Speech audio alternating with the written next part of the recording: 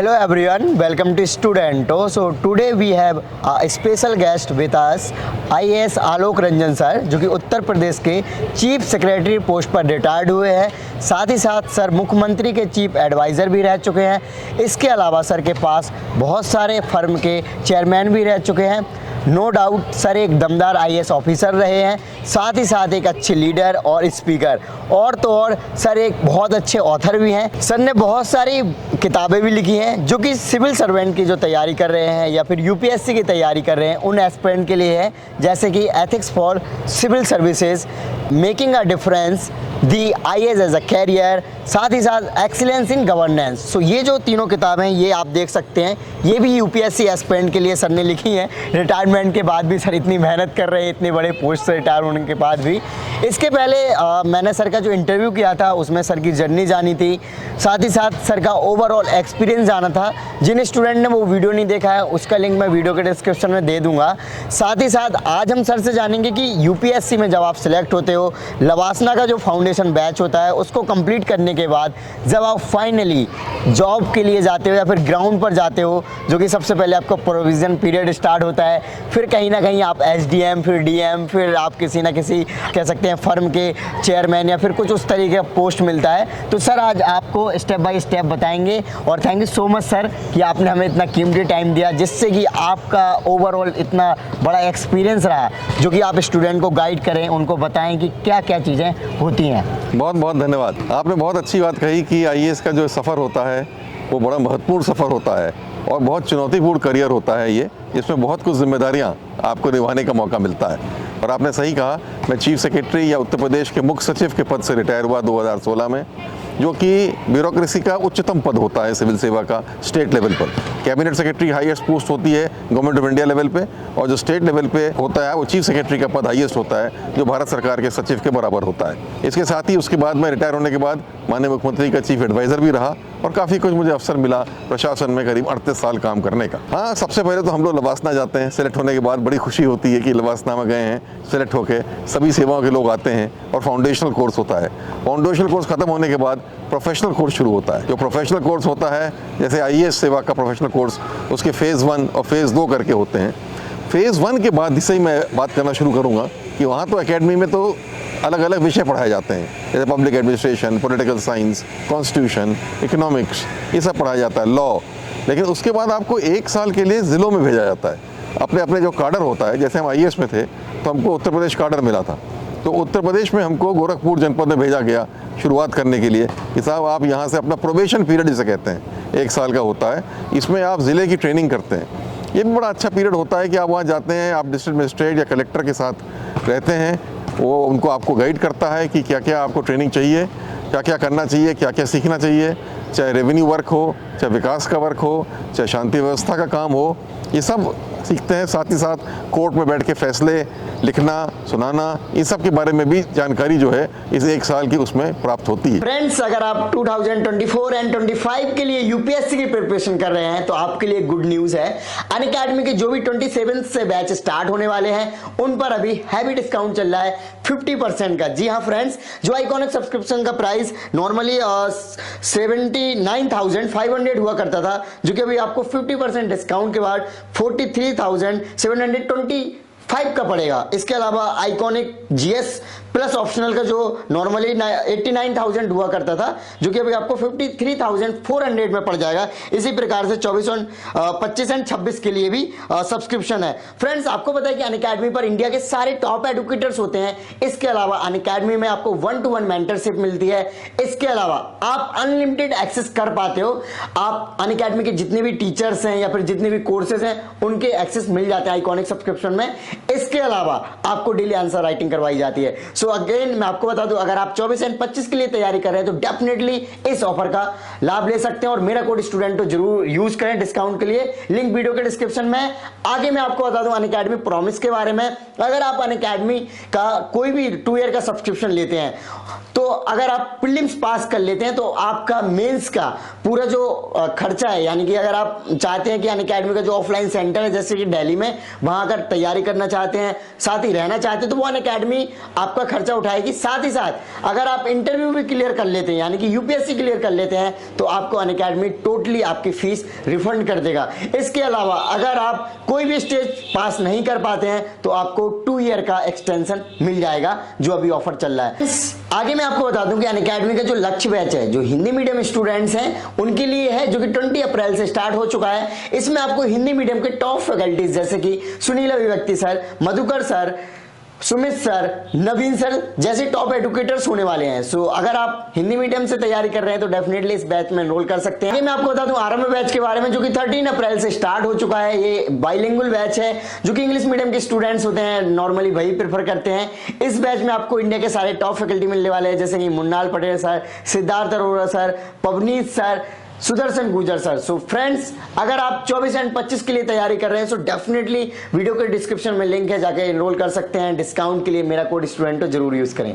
और बड़ा महत्वपूर्ण इसलिए रहता है कि ये आप बिल्कुल नए नए होते हैं, आपके अंदर बड़ा जोश होता है बहुत कुछ काम करने का, और आप पहली बार ये देखते हैं कि क्या वास्तविकता है, फील्ड में कैसे काम हो रहा है, अधिकारी लोग कैसे काम कर रहे हैं, क्या से कैसी दुविधाएं उनके सामने आती हैं, क्या क्या चुनौतियाँ आती हैं और कैसे उनको वो फेस करते हैं। तो इससे आप बहुत कुछ सीखते हैं जो कि आप किताबों से नहीं सीख सकते। ये मौके पे आप देखेंगे बीडीओ कैसे काम कर रहे हैं, तहसीलदार कैसे काम कर रहे हैं, एसडीएम कैसे काम कर रहे हैं, और आपका जो डीएम है जिलाधिकारी वो कैसे पब्लिक से डील कर रहे हैं, कैसे चुनौतियों का सामना कर रहे हैं, कैसे प्रॉब्लम्स को सॉल्व कर रहे हैं। तो इससे बहुत कुछ सीखने का मौका इस 1 साल में मिलता है और बड़ा इंटरेस्टिंग पीरियड होता है, बड़ा रोचक पीरियड होता है। तो मुझे तो याद है जब मैं गया तो बड़ा मेरे अंदर भावनाएं थी कि मैं ये करूँगा वो करूँगा, लेकिन बड़ा इंटरेस्टिंग तो ये रहा कि जाते ही हमारे डीएम साहब ने कहा अरे भाई यहाँ तो बड़ा बिजी हैं हम लोग, हमारे पास टाइम कहाँ है ट्रेनिंग देने का, अब आपको एकेडमी के लोग भेज देते हैं, चलिए कोई बात नहीं आप आ गए तो चलिए देखते रहिए कैसे काम हो रहा है क्या नहीं हो रहा है। तो बहुत शुरू में उन्होंने इंटरेस्ट मेरी ट्रेनिंग में नहीं लिया था, लेकिन फिर मैंने उनको मजबूर किया कि नहीं सर मुझको कुछ काम दीजिए, मुझे कुछ चार्ज दीजिए, मैं सीखना चाहता हूँ, मैं आपके साथ दौरों में जाना चाहता हूँ, मैं आपके साथ मीटिंग में बैठना चाहता हूँ। तो जब मैंने इच्छा जताई तो उन्होंने मुझको ये मौका दिया और बहुत कुछ इसके माध्यम से मैंने सीखा इस ट्रेनिंग पीरियड के दौरान। इसी दौरान हम लोग स्टेट के ट्रेनिंग इंस्टीट्यूट में भेजे जाते हैं, वहाँ भी 1-1.5 महीने जाके हम लोग स्टेट के बारे में, जिस प्रदेश हमको अलॉट हुआ है उसके बारे में जानकारी प्राप्त करते हैं। इसके बाद फिर 3 महीने के लिए लवासना लौटना पड़ता है, सैंडविच कोर्स होता है ये। 3 महीने लवासना में लौटे, फेज़ 2 किया और उसको उत्तीर्ण करने के बाद फाइनली जब हम लोग वहाँ से निकलते हैं तो पहली पोस्टिंग हमारी एज एसडीएम होती है। एसडीएम पहली पोस्टिंग है, सब डिविजनल मजिस्ट्रेट। हालांकि ये पहली पोस्टिंग है, लेकिन ये सेवा का ये एक अद्भुत चीज़ है कि शुरू से ही आपको बहुत अधिक पावर और चुनौतियों का सामना करने का मौका मिलता है। एसडीएम होते ही आप एक पर्टिकुलर एरिया होता है, एक डिस्ट्रिक्ट में कई सब डिवीज़न होते हैं, तो एक सब डिवीज़न के आप इंचार्ज हो जाते हैं हर तरीके से।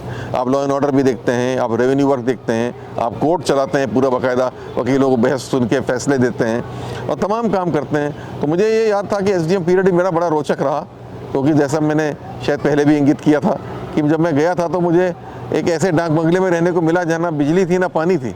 वो तहसील इतनी बैकवर्ड थी कि ना वहाँ बिजली था ना पानी था, वहाँ बाल्टी में पानी आता था कुएं से और लालटेन जलती थी रात में, लेकिन फिर भी अद्भुत बिल्कुल काम करने का अवसर था और बड़ा मज़ा आ रहा था काम करने में। बैठ के सुबह से लेकर रात तक हम लोग काम करते थे। वहाँ बाढ़ आई, बाढ़ में हम लोग बिल्कुल नाव से एक एक गांव गए, हम पैदल भी चले पानी में, जाके लोगों को राहत पहुँचाई। रात के 12-12, 1-1 बजे तक गांव-गांव जा जाके राहत पहुँचाई। इससे बड़ा ही आनंद मिला, बहुत ही सौभाग्य मिला इस सेवा में, इसमें काम करने का शुरू से ही। और ये पावर इतनी उसमें मिल जाती है कि आप निर्णय ले रहे हो, आपके निर्णय के अनुसार पूरी आपकी टीम काम कर रही है, तहसील की टीम, ब्लॉक की टीम, सब मिलके आपके साथ काम कर रहे हैं और गांव-गांव जाने का मौका मिलता है और गाँव की समस्याओं देखने का मौका मिलता है। वास्तव में कितना पिछड़ापन कई गाँव में है, कई लोग को रोज़गार नहीं मिल रहा है, कहीं कृषि की समस्या है, कहीं कोई और समस्या है, उसको आप देखिए और मौके पर उसको आप हल करिए, तो कैसे उसको आप हल कर सकते हैं। ये बहुत अच्छा चुनौतीपूर्ण पीरियड एसडीएम का होता है। उसके बाद आपको प्रमोशन हो जाता है। प्रमोशन में अधिकतर, जैसे उत्तर प्रदेश में हम थे तो वहाँ पोस्ट होती है सीडीओ की, मुख्य विकास अधिकारी आप बनते हैं कि आप सारे डेवलपमेंट प्रोग्राम्स को देखते हैं। लेकिन कई स्टेट्स में, जैसे महाराष्ट्र है, कर्नाटक है, वहाँ आपको सीईओ जिला परिषद बनाते हैं। मूल रूप से काम वही है कि विकास के कार्यक्रमों को पूरा जिले स्तर पे देखने का दायित्व आपका होता है और इतनी जल्दी आपको इतना दायित्व मिल जाता है कि पूरा बजट आपके हाथ में है। उस बजट को सही तरीके से खर्च करें, उसमें कोई भ्रष्टाचार ना होना पाए, सही तरीके से जैसे सड़कें बने, सही तरीके से ग्रामीण क्षेत्रों में आवास बने, शौचालय बने, पीने के पानी की समस्या हल हो, ये तमाम सब काम जो है ये आपके जिम्मे होता है। वहाँ पे किस तरीके से डेयरी योजना आगे बढ़े, किस तरीके से पोल्ट्री की योजना आगे बढ़े, किस तरीके से और कोई भी विकास की योजनाएं, चाहे रोज़गार की हो, चाहे लाइवलीहुड की हो, और चाहे मनरेगा, आजकल तो मनरेगा सबसे महत्वपूर्ण योजना है जो कि गाँव में लोगों को रोज़गार दिलाती है। ये सब आप एस CDO जो है इनको आप देखते हो, और बड़ा रोचक पीरियड ये होता है। मैं तो CDO नहीं बना था अपने उसमें, मेरे को इंडस्ट्री की पोस्टिंग मिल गई थी और ये मेरे लिए अच्छा भी रहा था। मैं एक सीमेंट कॉर्पोरेशन का जनरल मैनेजर बनाया गया और वही बहुत चुनौतीपूर्ण 3 साल थे मेरे लिए।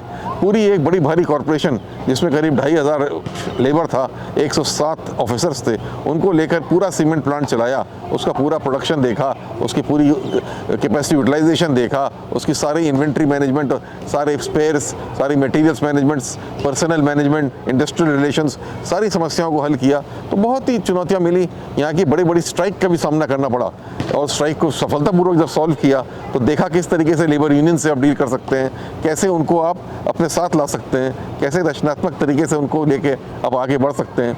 ये सब बड़ा इंटरेस्टिंग रहा। लेकिन इसके बाद फिर मौका मिलता है DM बनने का, जो मैं समझता हूँ कि आपके करियर की सबसे महत्वपूर्ण उपलब्धि रहती है, क्योंकि रिटायर हो जाने के बाद भी अगर आदमी को कुछ याद रहता है तो अपने DM की पोस्टिंग याद रहती है, क्योंकि उसमें आप ज़िले के पूरी तरीके से इंचार्ज होते हैं। आपके साथ सारे डिपार्टमेंट्स आपके साथ तालमेल में काम करते हैं। अब ये नहीं रह गया है कि आप सबके बॉस हैं। अंग्रेज़ों के ज़माने में ऐसा था, अब नहीं है। अलग अलग विभाग अलग अलग चलता है, उनकी अपनी ही हायरार्की है, अपनी रिपोर्टिंग सिस्टम है, लेकिन सारा समन्वय करना, सबको एक साथ लेके कोऑर्डिनेट करना, ये काम डिलिम्स का ही रहता है, जिलाधिकारी का ही रहता है। और चाहे विकास की योजनाएं हों, चाहे सड़क बननी है वहाँ पे, चाहे सिंचाई की व्यवस्था होनी है, चाहे ट्यूबवेल चल रहे हैं कि नहीं चल रहे हैं, पानी मिल रहा है कि नहीं मिल रहा है पीने का, और जैसे और भी चुनौती जैसे कि बाढ़ आ जाए, जैसे कि सूखा पड़ जाए, या इलेक्शन कंडक्ट कराना है, या सेंसस कंडक्ट कराना है, या शांति व्यवस्था देखनी है। मुझे याद है शांति व्यवस्था देखने का कितने मौके मुझे मिले।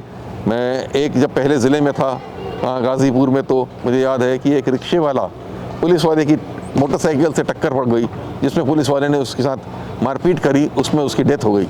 उसको डेथ होकर पूरा एक मॉब इकट्ठा हो गया, उन्होंने पूरी कोतवाली घेर ली, उन्होंने कोतवाली घेर के पथराव किया, कई गाड़ियों को उन्होंने आग लगाई। उसके बाद हम लोगों को फायरिंग ऑर्डर करनी पड़ी, फायरिंग ऑर्डर करके समस्या का हमने निदान कराया। लेकिन ये एक बहुत महत्वपूर्ण हमारी एक सीख थी, हमने सीखा किस तरीके से शांति व्यवस्था की समस्याएं जो हैं वो ज़िले में उत्पन्न हो सकती हैं। लेकिन इसके साथ ही साथ मुझे याद है एक और अन्य जनपद में भी मैंने कम्युनल राइट्स की सिचुएशन को फेस किया था, और कैसे दंगा उत्पन्न होता है, क्या टेंशन होते हैं दोनों कम्युनिटीज़ के बीच में, कैसे छोटी सी घटना से वो टेंशन आगे बढ़कर विस्फोटक हो जाते हैं, राइट हो जाता है, एक दूसरे को लोग मारने को उतारू हो जाते हैं, कुछ लोग की डेथ भी हो जाती है। लेकिन उसके बाद आप उसको कैसे नियंत्रण पे ला सकते हैं, कैसे आप कर्फ्यू इम्पोज करते हैं, कैसे पूरी पेट्रोलिंग की जाती है रात बेरात, कैसे ये सब हम लोगों ने वहाँ पे किया, और 7 दिन के अंदर पूरा उस सिचुएशन को कंट्रोल कर दिया। और बाकी कर्फ्यू जब हटाया तो पूरी अमन और चैन और शांति का वातावरण वहाँ पे क्रिएट कराया था। तो ये ऐसा मौका, ऐसे आपको काम करने का अवसर किसी और सेवा में जल्दी नहीं मिलेगा जो आपको सिविल सेवा में मिलेगा या ये सेवा में मिलेगा। ऐसी चुनौतियों का जो सामना आपको करना पड़ता है। लॉ एंड ऑर्डर की समस्या तो खास तौर से ऐसी हैं कि आपको बहुत कुछ सीखने को मिलता है। नेतृत्व की जो क्षमता है, जो लीडरशिप की क्वालिटी है, वो सामने दिखाई पड़ती है, क्योंकि अगर आप में लीडरशिप की क्वालिटी नहीं है तो आप लॉ एंड ऑर्डर की सिचुएशन का सामना नहीं कर सकते। इसके अतिरिक्त विकास कार्यक्रमों का फील्ड पे देखना कि सही तरीके से हो रहे हैं कि नहीं हो रहे हैं। कई बार ऐसा होता है कि झूठी रिपोर्टिंग हो जाती है, नीचे से लोग रिपोर्ट कर देते हैं कि हाँ साहब ये सड़क बन गई, हाँ साहब यहाँ पानी पहुँच गया। लेकिन अगर आप गांव-गांव जाएंगे, जो कि मैं जाता था, और किसी भी अधिकारी को जाना चाहिए, एक एक गांव में जाइए, इंस्पेक्शन करिए, तब आपको पता चलेगा ये जो सड़क बनी है उसकी क्या क्वालिटी है, ठीक बनी है कि नहीं बनी है, जो पानी नलों में आना चाहिए था वो आ रहा है कि नहीं आ रहा है, या कहीं से पाइपलाइन टूट गई है या कट गई है, या हैंडपम्प जो है वो ख़राब हो गया है। ये सब वहीं पता चलता है जब आप मौके पर जाएँ। आप मौके पे जाओगे तो लोग आपको बताएंगे समस्या अपनी। आप चौपाल लगाइए, गांव में बैठिए, बहुत आनंद आता है। आप लोगों के बीच में बैठिए, चारों तरफ से लोग आपको घेर के बैठ जाएंगे, और घेर के बैठने के बाद लोग जो हैं वो आपसे पूछते हैं कि साहब आप हमारी ये समस्या का क्या हल कर सकते हैं, हमारी ये दिक्कत है, हमको ये गरीबी है हमारे यहाँ, हमको इस योजना का लाभ नहीं मिला, हमको यहाँ भ्रष्टाचार का सामना करना पड़ा। जो भी चीज़ों का वो सब बताते हैं, वहाँ ही बैठ के आप गांव में बैठ के आप हल निकाल सकते हैं। आपकी कलम में ताकत रहती है, और आप जो भी हल निकाल देते हैं, निदान कर देते हैं, उससे लोगों को बहुत लाभ मिलता है। DM होने के नाते आप गांव की ज़मीन के भी आप अधिकार आपके पास होता है। लोगों की ज़मीन की समस्या कि मेरी ज़मीन पे किसी ने कब्ज़ा कर लिया, या मेरे को जो सरकार ने ज़मीन दी थी उस पर किसी ने कब्ज़ा कर लिया, या मेरी ज़मीन की सही नाप नहीं हुई, या मेरे जो हैं मेरे पिताजी की डेथ हो गई है, मुझको वारिस के रूप में नामित नहीं किया गया है, आप वहीं बैठ के आदेश कर सकते हैं और आदेश करके रेवेन्यू रिकॉर्ड्स को सही करा सकते हैं। आप तमाम इस ज़मीन की समस्याओं को हल करा देंगे, जिससे कि आगे चल के कोई शांति भंग की व्यवस्था भी सामने नहीं आएगी अगर इन समस्याओं को जड़ से ही आप बैठ के हल कर सकते हैं। पूरे अधिकारियों के साथ बैठिए। तो मैंने तो हमेशा ये किया कि हफ्ते में कम से कम 1 या 2 दिन ग्रामीण क्षेत्रों का निरीक्षण में करा करता था और समस्याओं को मौके पे देखा करता था, और इससे बहुत अधिक मुझे जो है खुशी मिली, लाभ मिला। डीएमशिप मैंने तो 5 ज़िले किए, बट कम से कम 1 या 2 ज़िले तो लोग करते ही करते हैं, उससे ज़्यादा चाहे ना भी कर पाएँ। उसके आगे सचिवालय की पोस्टिंग्स होती हैं, सचिवालय में जॉइंट सेक्रेटरी, स्पेशल सेक्रेटरी या फिर सेक्रेटरी बनते हैं प्रदेश में, या भारत सरकार आते हैं तो यहाँ भी डिप्टी सेक्रेटरी, जॉइंट सेक्रेटरी, इस तरीके से आगे बढ़ते हैं। सचिवालय में आप नीति बनाते हैं। जैसे मैं नगर विकास में था तो नगर विकास में हमने नीतियाँ बनाई कि गंगा की सफाई की योजनाओं के लिए किस तरीके से सीवेज ट्रीटमेंट प्लांट लगाए जाएंगे, किस तरीके से इसकी बजट की उपलब्धता की जाएगी, कहाँ कहाँ कितना सीवर किसी शहर में है नहीं है, कैसे इस सीवर की पूर्ति की जाएगी।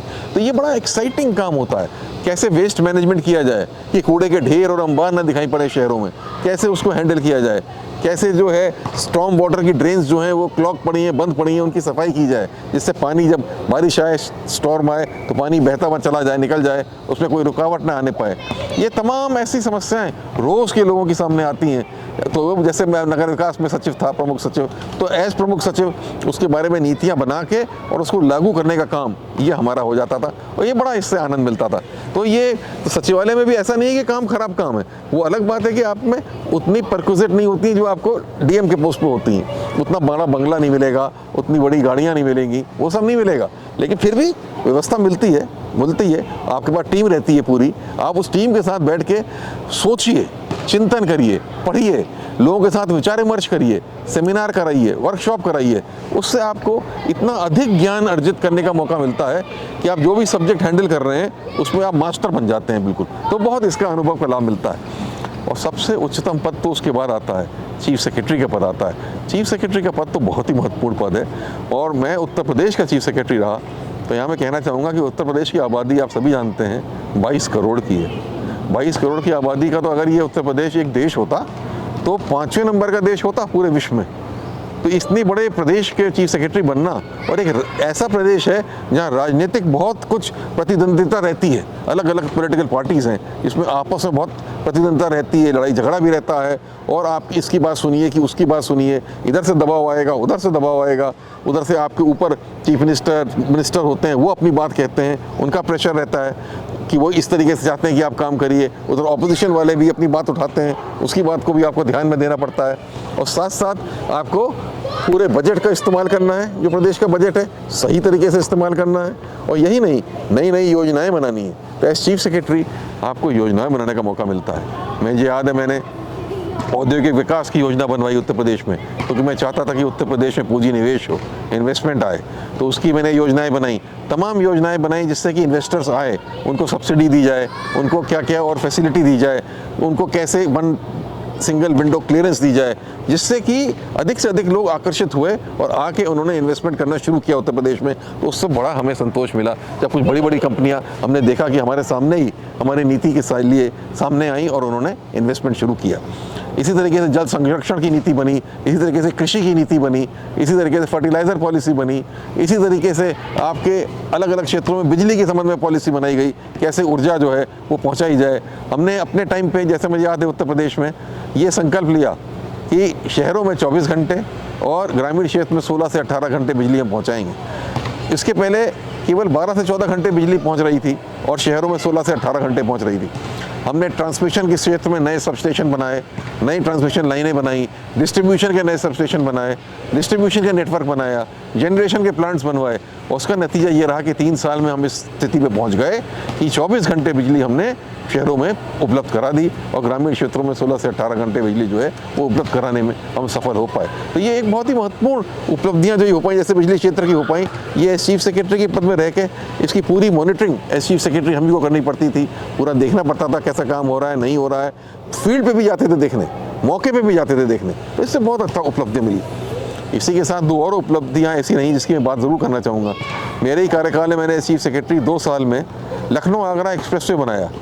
328 किलोमीटर का एक्सप्रेसवे है ये, और 8 लेन तक जा सकता है, ये 6 लेन का है। और इसको तमाम इसमें ओवर ब्रिजेस रहे, इसमें तमाम नदियों के ऊपर से ब्रिज रहे, तमाम इसका रहे, लेकिन इतनी खूबसूरत सड़क बनी कि उसमें हमें इतना आनंद आया, संतोष मिला कि 2 साल के अंदर इतना बड़ा प्रोजेक्ट पूरा कर दिया, जो आमतौर पर लोग सोचते थे 8 या 10 साल में पूरा नहीं हो सकता। हमने किसानों से ज़मीन ली, सभी संतुष्ट करके ज़मीन ली, उनको इतना मुआवजा दिया कि वो संतुष्ट हो गए, और कोई किसान कोर्ट में नहीं गया, न्यायालय नहीं गया, किसी ने उस योजना का विरोध नहीं किया। सबको लगा कि इससे हमारा विकास होगा, और सबका विकास उससे हुआ। और ये जो रोड बनके तैयार हो गई, तो आज नोएडा से आप लखनऊ 5 साढ़े 5 घंटे में पहुँच सकते हैं, और वहाँ से कृषि किसान का उत्पाद आज़ादपुर मंडी दिल्ली में पहुँच जाता है।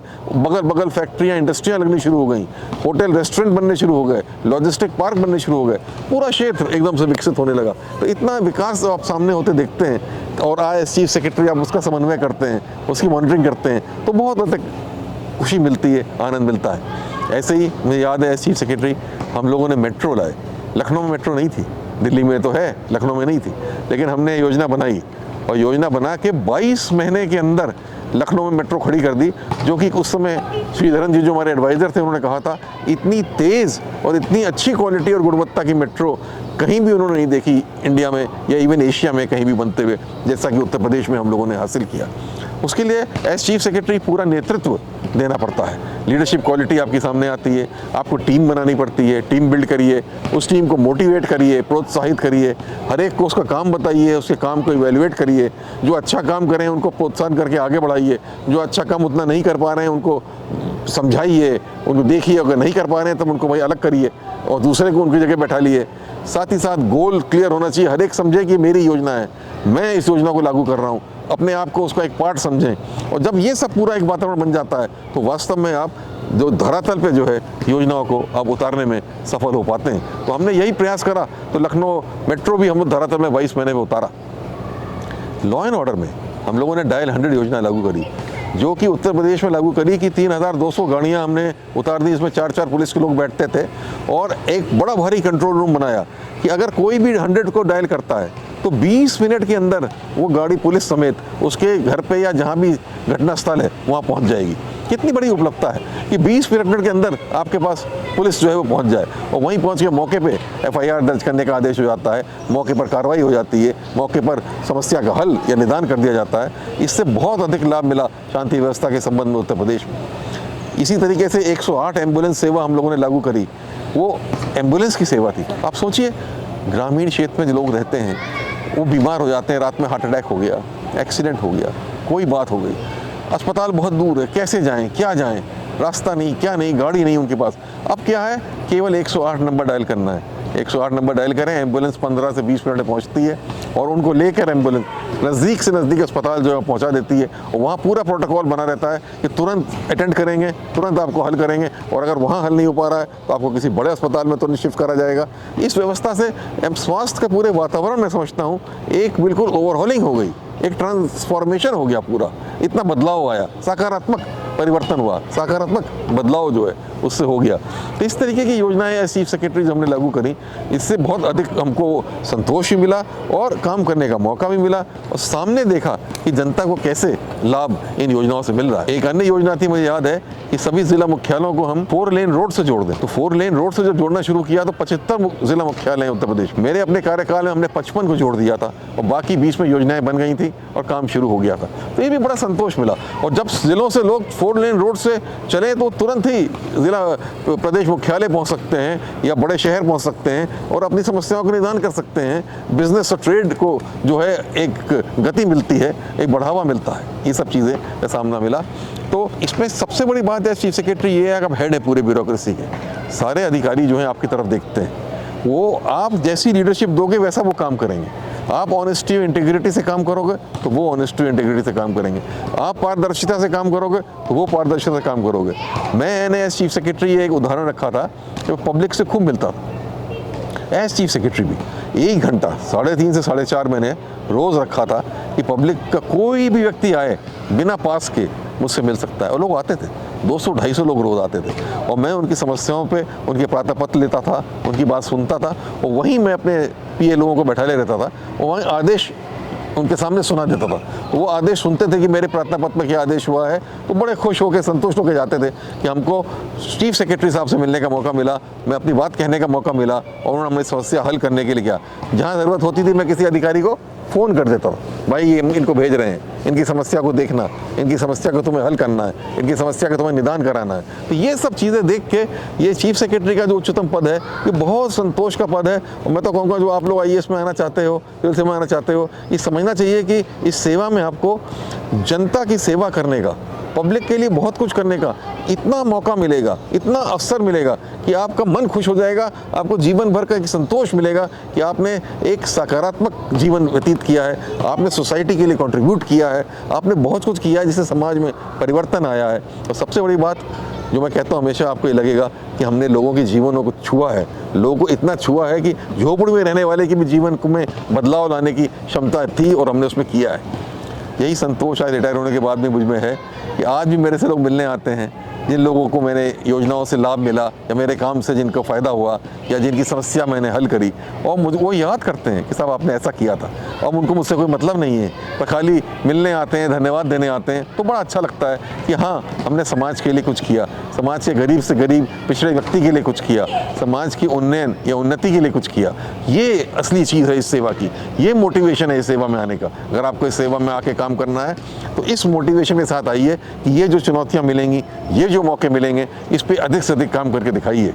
मैंने इन्हीं एक्सपीरियंसेस को, जैसा आपने बताया कि शुरू में अपनी किताबों में भी डाला है, उसमें केस स्टडीज़ के रूप में मैंने इसको डाला है कि उसको जो पढ़ेगा, तमाम इंस्टेंसेस हैं, तमाम कहानियां हैं अपने जीवन के, प्रशासनिक जीवन के, उसके अनुभव की, जिससे आप नैतिकता के बारे में, इंटेग्रिटी के बारे में, समस्या हल करने के बारे में, नेतृत्व के बारे में बहुत कुछ जानकारी जो है आपको मिलेगी। तो आप अगर आपके उन्हें अच्छी इच्छा है तो आप समझेंगे कि अगर हम इस सेवा में आते हैं तो हमको क्या क्या काम करने का अवसर मिलेगा, क्या क्या चैलेंजेस मिलेंगे और कैसे हम उनको डील कर सकते हैं। तो यही आज एक महत्वपूर्ण बातें मैं आपसे करना चाहता था अपने जीवन काल की, जो चुनौतियां मैंने सामना की है। आप लोग भी अधिक से अधिक लोग मैं चाहूँगा कि आएँ, सेवा में आएँ और अधिक से अधिक समाज के लिए और देश के लिए और प्रदेश के लिए करें, उसकी उन्नति के लिए, उसकी उन्नयन के लिए, उसके विकास के लिए। ये मेरी आप सबको के लिए शुभकामनाएँ। धन्यवाद।